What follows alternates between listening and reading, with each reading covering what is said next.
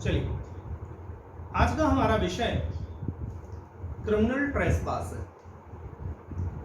आज हम लोग क्रिमिनल ट्रेसपास को डिस्कस करेंगे। जैसा कि मैंने बोर्ड पर लिखा हुआ है कि जो ये क्रिमिनल ट्रेसपास है, सेक्शन 441 से लेकर 462 तक डिफाइन और पनिश किया गया है। यानी कि इससे रिलेटेड प्रोविजन सीआरपीसी में सेक्शन 441 से 462 तक दिए गए हैं। सेक्शन 441 to 446 इसको डिफाइन करता है, कोई पनिशमेंट की व्यवस्था नहीं करता। 441 to 446 क्रिमिनल ट्रेसपास के वेरियस फॉर्म्स को डिफाइन करता है, किसी दंड की व्यवस्था नहीं करता। जबकि 447 to 462 इसके पनिशमेंट की व्यवस्था देता है। ये जो क्रिमिनल ट्रेसपास हम लोग डिस्कस करने चल रहे हैं, ये अगेंस्ट प्रॉपर्टी ऑफेंस है। It is a offence against property. संपत्ति के विरुद्ध अपराध है, और संपत्ति के विरुद्ध ही नहीं है, बल्कि अगर हम और इसको हम स्पष्ट करें, अगेंस्ट पोजेशन है, जस्ट लाइक अ थेफ्ट। थेफ्ट को भी हम लोग पढ़ते हैं अगेंस्ट पोजेशन ऑफ प्रॉपर्टी, और it is also against possession of the property. फर्क इतना है कि जो थेफ्ट का संबंध है वो कॉर्पोरल मूवेबल प्रॉपर्टी से है। अगर कॉर्पोरल मूवेबल प्रॉपर्टी होगी तो फिर ये थेफ्ट है। लेकिन अगर ये ऑफेंस कॉर्पोरल इमूवेबल प्रॉपर्टी के अगेंस्ट है तो फिर ये क्रिमिनल ट्रेसपास हो सकता है।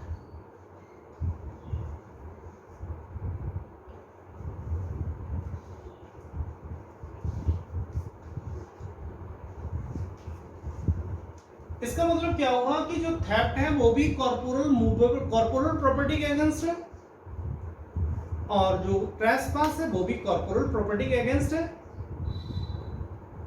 दोनों ही पोजीशन के विरुद्ध अपराध हैं, ऑनरशिप के विरुद्ध अपराध नहीं है। दोनों में ही ऑनर अपराधी हो सकता है।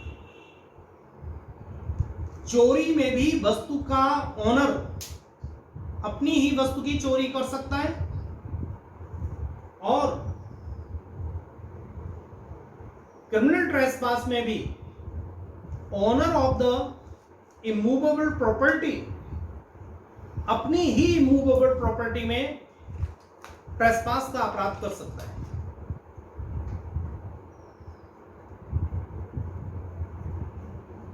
लेकिन होगा कब? जब वो इमूवेबल प्रॉपर्टी किसी दूसरे व्यक्ति के पोजीशन में होगी। फॉर एग्जाम्पल, आप किसी बिल्डिंग में रेंट पर रहते हैं। वो बिल्डिंग लैंडलॉर्ड उस बिल्डिंग का मिस्टर ए है, और आपने उसको रेंट पर लिया हुआ है। उसका कोई पार्ट रेंट पर लिया हुआ है, उसका कोई एक रूम रेंट पर लिया हुआ है। तो आप उसके ऑनर तो नहीं है, लेकिन वो रूम, वो पार्ट, वो बिल्डिंग आपके पोजीशन में है। आप उसके पोजीशन होल्डर हैं, ओनर नहीं है। यहां पर अगर आपका ऑनर मिस्टर ए आपकी कंसेंट के बिना जो कुछ आगे बताया जाएगा उस ऑब्जेक्ट को लेकर आपके रूम में प्रवेश करता है, आपके जो पोजीशन में जो प्रॉपर्टी है उसमें एंटर करता है, तो ऐसी स्थिति में वो ट्रेसपास करेगा और आपकी सहमत के बिना आपके रूम में एंट्री उसकी ट्रेसपास होगी।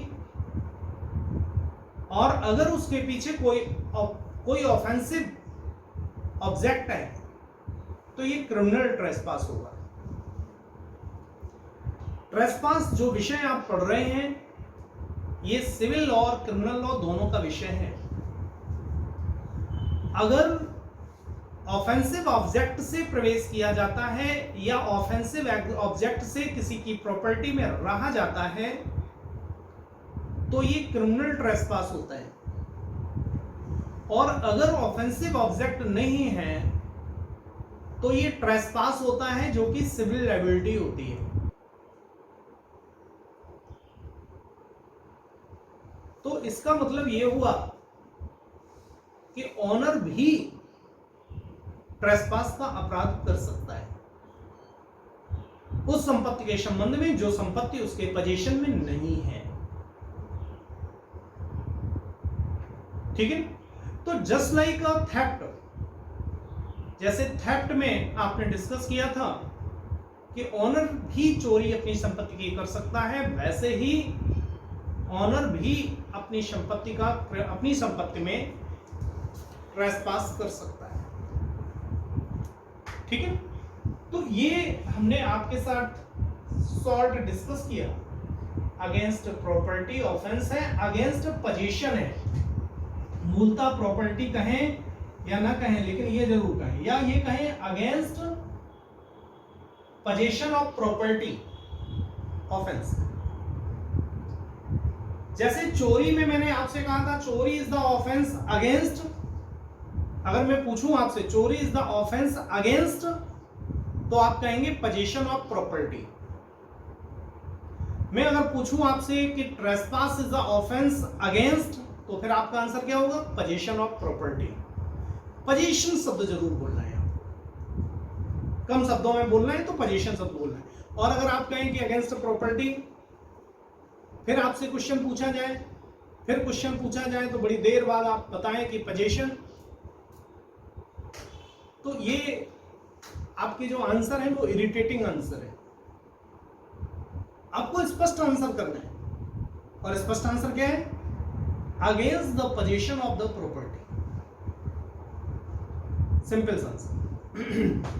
तो ये हम लोग इसमें डिस्कस करेंगे। इन शॉर्ट हमने आपको ये अभी डिस्कस किया है, डिटेल डिस्कशन अभी हम लोग अब करेंगे। अब क्या है कि जैसे कि हम आपको सर्वप्रथम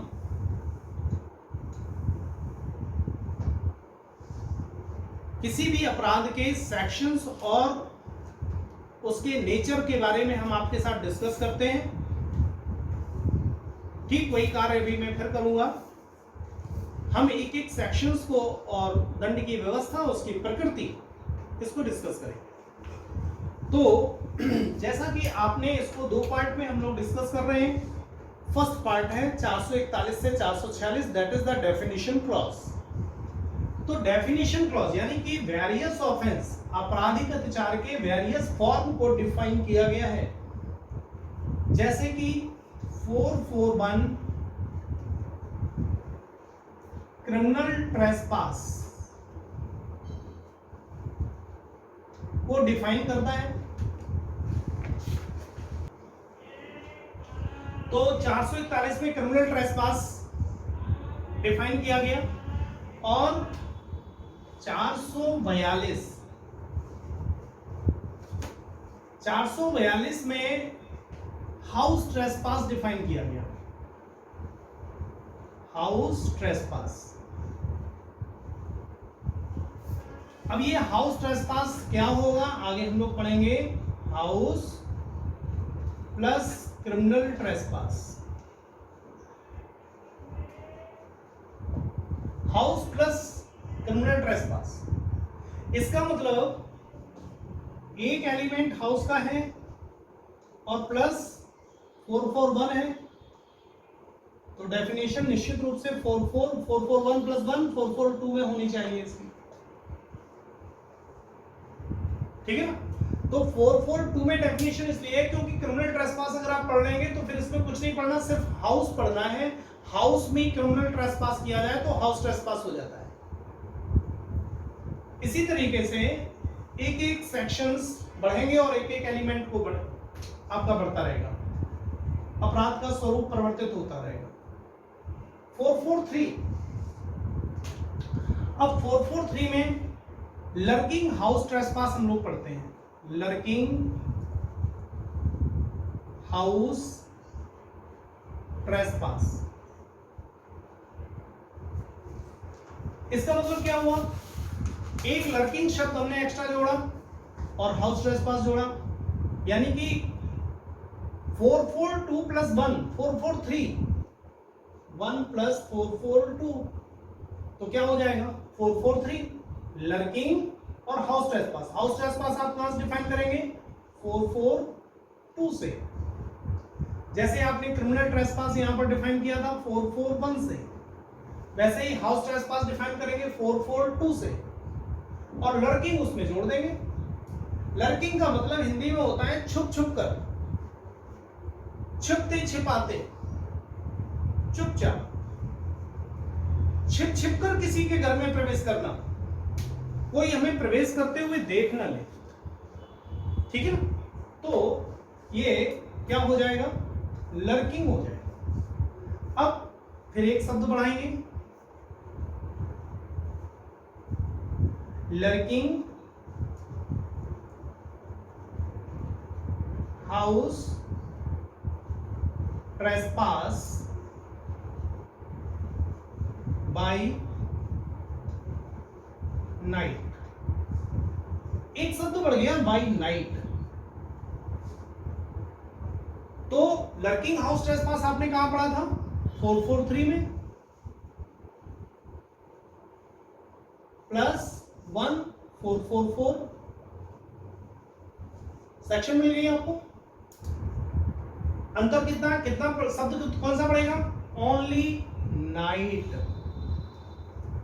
जो कार्य हम दिन में करते हैं अगर वही कार्य दिन में करें तो 443, और अगर वो काम रात में करें तो 444, ठीक है ना, सॉरी 444, ओके। इसके बाद अब हमारा नया अपराध का स्वरूप आ रहा है, इसी का थोड़ा सा गंभीर रूप है, बिल्कुल नया नाम दे रहे हैं, है यही लेकिन नाम नया दे रहे हैं। 445 हाउस ब्रेकिंग। हिंदी में कहते हैं गृह भेदन, और अगर आपको हिंदी शब्द समझ में आ रहा है गृह भेदन, तो इसका मतलब है किसी के घर को भेद कर, यानी कि उसको इधर उधर से खोलकर, गलत रास्तों से खोलकर, मतलब मेन गेट से प्रवेश नहीं करेंगे, ध्यान रखिए। अगर आप मेन गेट से प्रवेश कर रहे हैं जो आने जाने के लिए है, तो फिर ये गृह अत्याचार होगा, गृह भेदन नहीं होगा। लेकिन मेन गेट के अलावा अगर हम किसी रास्ते से प्रवेश करेंगे तो गृह भेदन हो जाएगा, जैसे कि खिड़की से प्रवेश करना। अब खिड़की, अभी थोड़ी देर पहले सारिका शुक्ला अपने साइड में एक खिड़की खोल रही थी, तो ये खिड़की हवा के आने जाने के लिए है कि लोगों के प्रवेश करने के लिए।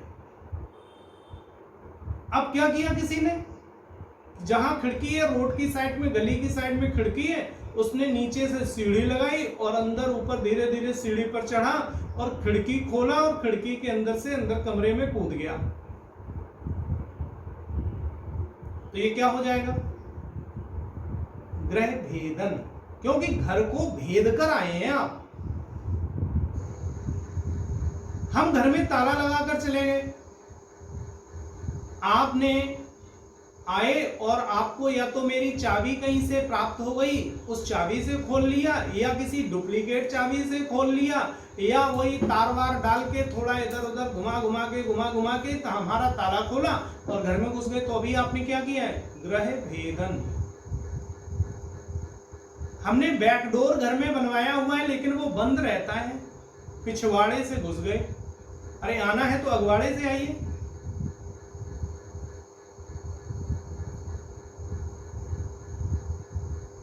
आपने हमारी छत पर सीढ़ी लगाई पीछे से और घर में हमारे एक खुला हुआ आंगन था, उससे नीचे कूद गए। आपने दीवार में एक होल बनाया और उस होल से अंदर प्रवेश कर गए। ठीक है ना?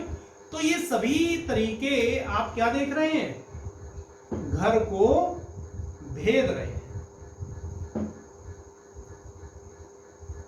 बाहर एक व्यक्ति खड़ा है दरवान, जो कि जो हर व्यक्ति को अंदर घुसने नहीं देता, इसलिए खड़ा किया गया है कि उससे पूछकर ही आप अंदर जाएं। आपको उसने रोक लिया है कि आप अंदर नहीं जा सकते, उसको पकड़ा, धक्का दिया, इतनी तुम्हारी हिम्मत की मुझे रोक लो, और धड़धड़ाते चले गए, तो क्या होगा? ग्रह भेदन। तो कुल मिलाकर अभी जब हम ग्रह भेदन को पढ़ेंगे तो इसी तरीके से, और अगर ये तरीके ना हो तो यही ग्रह भेदन ग्रह अतिचार होगा। अगर इन तरीकों से नहीं होगा, अगर इन तरीकों से ग्रह अतिचार किया जाता है जो मैंने बताए अभी, तो ग्रह भेदन हो जाएगा इन सिंपल। अब अगर यही ग्रह भेदन, एक सेक्शन बढ़ रही है, एक पॉइंट बढ़ रहा है, यही कार्य नाइट में किया जाए, हाउस ब्रेकिंग बाय नाइट, तो सेक्शन 446 हो जाएगा।